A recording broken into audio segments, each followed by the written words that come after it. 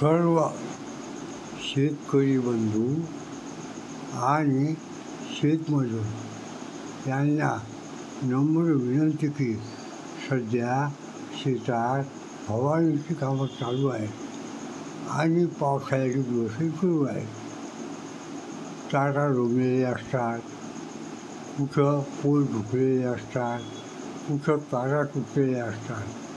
जरी तारा सुरक्षित ठेवणं वीज कंपनीची जबाबदारी असली तरी आपण या सगळीकडे लक्ष देऊन काम करावं.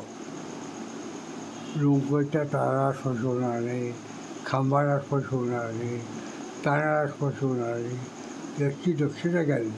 कारण जीव आपला आहे आणि नुसतं कॉम्पेन्सेशननं जीव परत येत नाही. जीव महत्त्वाचा.